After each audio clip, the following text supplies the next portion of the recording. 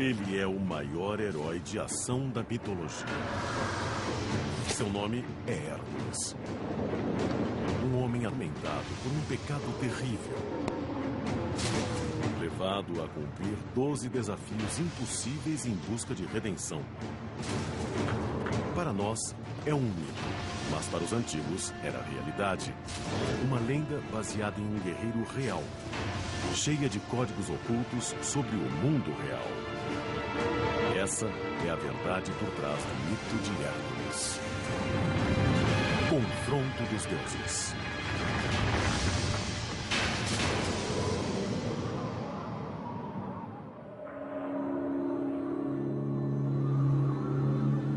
Em um mundo estranho e desconhecido, algo nos impele a afundar na água.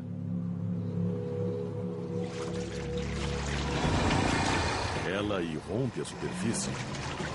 Uma serpente gigante, com não apenas uma, mas 9 cabeças de dragão. Ela cospe vapores venenosos e depois come suas vítimas vivas.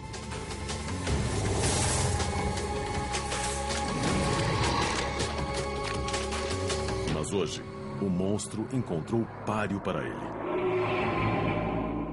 O herói mais forte que já existiu. O homem ideal da mitologia. Hércules. Ele é o herói mais popular da história. Metade deus, metade mortal, com força sobre-humana e destinado a livrar o mundo grego do mal. Mas esse é só o início de sua história. Hércules era especial e, ao mesmo tempo, extremamente comum. Ele era um homem do povo. Era um pouco como Babe Ruth, na mitologia americana. Ele era mulherengo, bebia muito e era um atleta extraordinário. Era um pouco Deus, mas era definitivamente um ser humano. Hoje, muita gente acha que heróis têm força sobre-humana. Ganham as garotas, têm poderes sobrenaturais e voam pelos ares. No mundo grego havia uma concepção diferente. Um herói era alguém com força sobre-humana, mas que devia sofrer.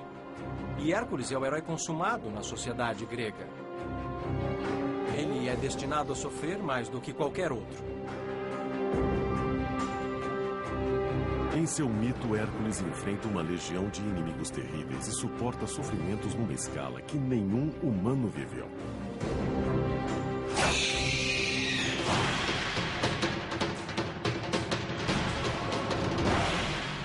Sua história começa com um caso ilícito de Zeus, o rei dos deuses louco por sexo. Hércules é filho de Zeus com uma mortal chamada Alquimena. A mitologia clássica é cheia de histórias de deuses que engravidam mulheres mortais e geram deuses e semideuses. Essa ideia do semideus significa que essa pessoa tem algumas características de deuses, alguns poderes divinos, mas ao mesmo tempo ela é mortal, ela pode morrer. Eu suspeito que os gregos inventaram isso porque queriam se aproximar dos deuses o máximo possível e criar imagens deles cada vez mais próximas dos deuses. Hércules cresceu e se tornou o herói modelo da Grécia. Mas ele tem um inimigo poderoso que quer ver sua destruição. A esposa de Zeus, a deusa Hera. Ela é a rainha dos deuses e ela tem uma beleza incrível, é extremamente inteligente e poderosa, mas também é excessivamente ciumenta porque Zeus está sempre correndo atrás de outras mulheres. Zeus é pai de inúmeros filhos com várias mulheres mortais e Hera odeia todos eles. Mas ela decide que Hércules deve pagar o preço maior pelos pecados cometidos por Zeus. O ódio de Hera por Hércules é muito, muito irracional. É quase como se ela soubesse que ele iria desafiar seus direitos no céu, de certa forma. Ela sabia que havia algo em Hércules diferente dos outros filhos e se sentiu ameaçada por isso. Mas todos os dias de sua vida, ele pagou por esse ódio dela. Uma noite, enquanto Hércules ainda era bebê, Hera mandou 2 cobras venenosas para seu berço. Não faça isso! Ele pega pega uma cobra em cada mão e as espreme até a morte. Uma criancinha esmagando 2 serpentes gigantes até a morte. Todo mundo soube naquela altura que tinha alguma coisa diferente em Hércules. Esse é um dos motivos para Hera odiar ele. Ela não pode matá-lo. Ela pode destruir a vida dele, mas não pode matá-lo porque o destino diz que ele se tornará imortal. E até mesmo Deus deve obedecer ao destino. Mas Hera só está começando. Sua vingança contra Hércules vai determinar o curso da vida dele, do nascimento à morte. Assim é o mito. Mas qual a sua relação com a realidade?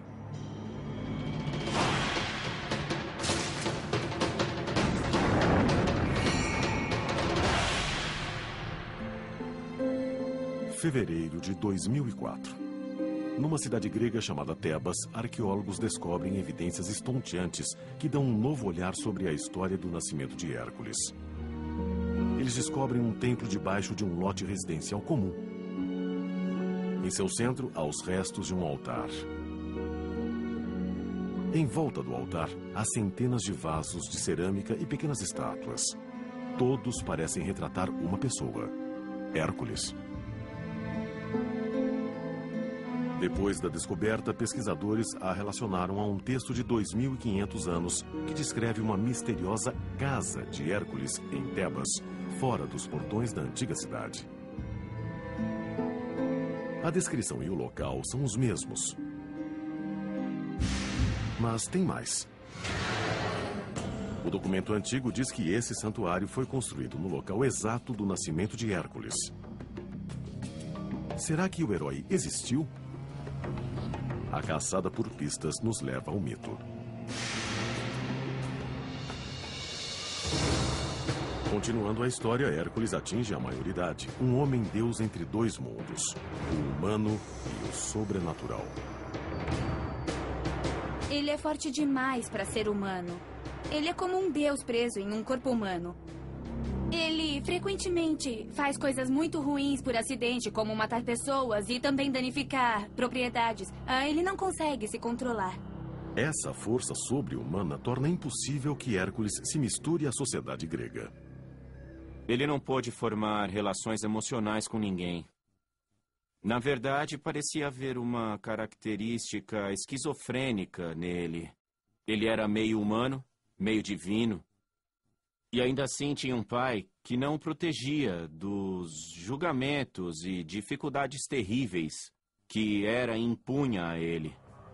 Ele foi deixado sozinho, suspenso entre o céu e a terra, sem ter para onde ir.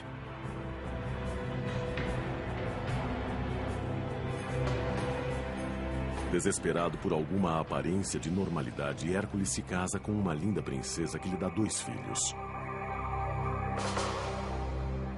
Mas sua alegria doméstica dura pouco. Sua rival, Hera, logo retorna determinada a fazer com que ele nunca conheça a felicidade. Dessa vez, ela vai transformá-lo de homem de família a assassino, enlouquecendo-o. Ela envia a loucura até ele enquanto ele dorme. E ele, em sua loucura, acredita que a esposa e os filhos são seus inimigos. Na calada da noite, Hércules comete um horror impronunciável.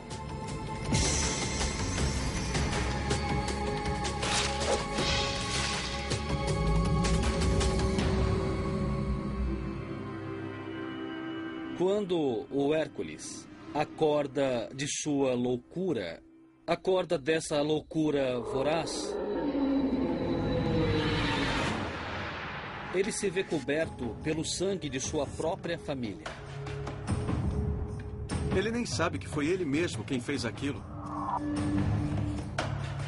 Mas tem marcas de sangue.